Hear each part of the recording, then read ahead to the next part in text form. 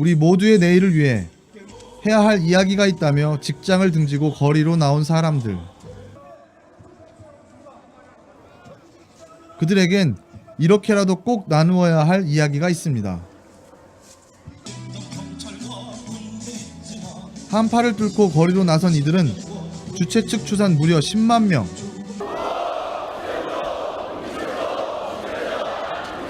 철도 민영화 반대 파업 중인 철도 노조와 그들에게 힘을 실어주기 위해 나선 노동시민단체들. 박근혜는 가난과 싸우는 것이 아닙니다. 가난한 자들과 싸우고 있습니다. 박근혜는 경제를 키우는 것이 아닙니다. 박근혜는 자본의 탐욕을 키우고 있습니다.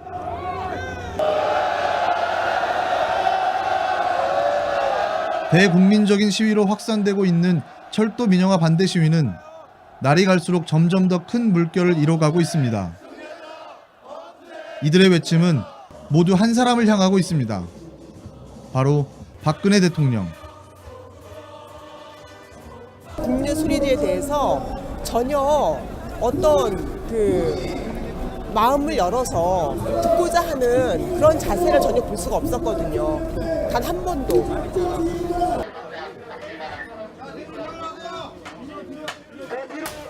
이들의 분노를 고조시킨 건 지난 22일 있었던 민주노총 사무실 강제 진입. 민주노총 설립 이후 사상 최초로 공권력이 투입된 이날, 28명의 철도노조 집행부를 체포하기 위해 투입된 경찰 병력은 무려 4,000명에 달했습니다. 오늘 경찰이 지금 체포영장 집행한다는 이유로 이 건물에 들어간 것이나 또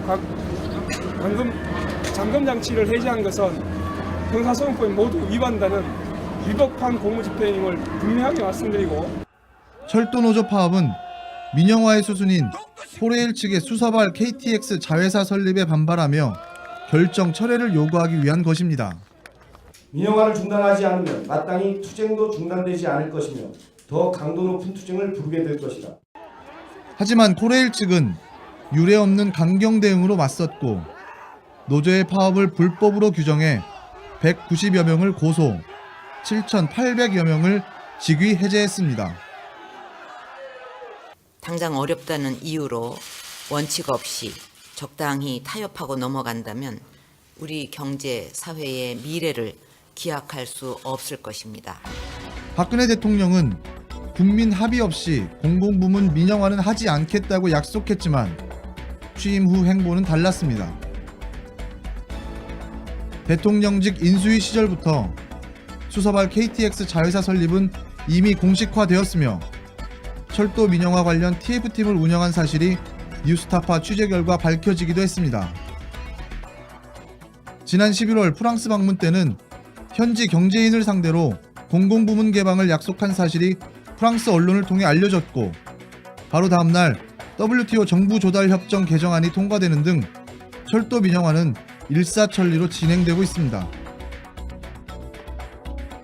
수서발 KTX가 면허를 발급받기 위해서는 우선 법원에서 등기를 마쳐야 합니다. 예상보다 신속하게 밤 사이에 등기가 완료됐습니다. 철도 역사에 새로운 이정표가 세워졌습니다. 오늘 수서발 KTX 운영 면허가 발급되었습니다. 박근혜 정부의 특징은 정치적인 문제에 대해서는 입 다물고 이 경제적인 굉장히 큰 문제는 대단히 조용히 신속하게 처리한다는 겁니다. 언론이 그걸 추적하지도 않는 언론인 것뿐만 아니라 청와대나 정부가 극도로 이 비밀 유지를 하는 그런 방식으로 정책을 추진하기 때문에 민영화는 정말로 시민사회나 언론이 신경을 써서 체크를 하지 않으면 굉장히 빠른 속도로 진행될 수 있다. 대통령의 대답을 원하는 국민들의 목소리가 높지만 정치 현안에 대한 소통 대신 이미지로만 존재하는 박근혜 대통령. 우리나라가 민주화된 이래 취임 후 1년 동안 단 한 차례도 공식 기자회견을 하지 않은 유일한 대통령으로 기록되고 있습니다. 대통령은 과거 높은 성 아래 갇혀있는 지고지선한 존재가 아니라 완전히 이 성문을 활짝 열고 허심탄회하게 국민과 대화를 나눠야 된다. 이런 게 이제 소통의 가치인 시대가 이제 온 거죠. 야당의 압력에 밀려서거나 아니면 국민들의 어떤 지지를 받기 위해서 소통을 하는 게 아니라 본인이 국민들로부터 사랑받고 지지받고 성공한 대통령이 되기 위해서 소통을 해야 되는 거죠. 국민적인 합의를 통해 국민으로부터 부여받은 권한을 국민적 소통과 타협 없이 휘두르는 박근혜 대통령에 대한 우려는 더욱 깊어지고 있습니다. 많은 사람들의 피와 눈물과 노력 속에서 그나마 한 발 나아간 민주주의가 하루아침에 백주대낮에 이런 식으로 완전히 유린당하는 걸 보면서 거기에 대해서 우리 같은 일반 시민들이 할 수 있는 게 아무것도 없다는 게 너무 무기력하고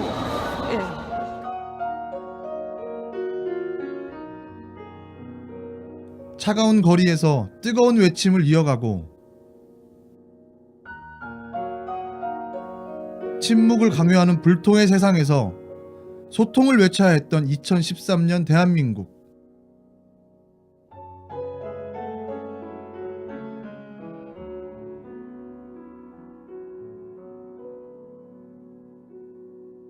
(2013년) 여러분은 안녕하셨습니까?